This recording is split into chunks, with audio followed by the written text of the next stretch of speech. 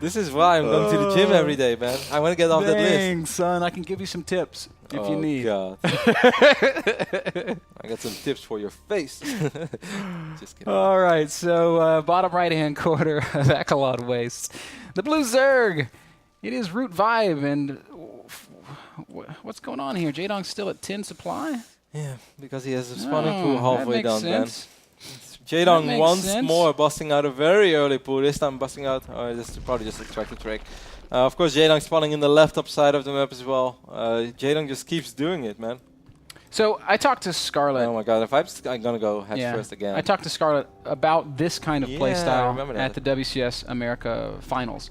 And what Scarlet said was that ZVZ is so hard at all stages of the game. And she struggled a great deal playing standard, as we're seeing Vibe try to do, but then she decided to change it up and started adopting more 10 pools and 9 pools, not because it's a way to get free cheesy wins, but because it's actually really strong against almost all builds.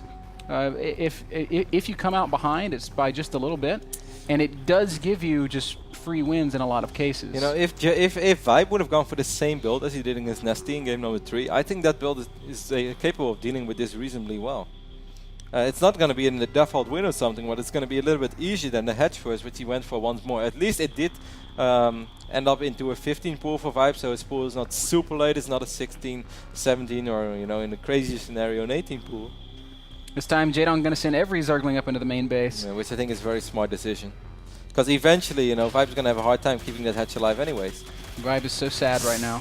Yep. There's a couple of drones falling immediately. Vibe trying to micro well, but how discouraging does this have to be? Twice in a row going for the hatch first. Already 7 drones dead.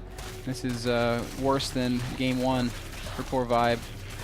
Yeah, only 6 drones remaining right now. Very clearly see, and there's a couple more lings popping in here. Poor red drone gonna go right down, and I think it's safe to say that the writing's on the wall for this one. Vibe left with only 3 drones. Well, that's not completely true as we look in the natural. And we see a very lonely drone as Vibe taps out. Short and sweet.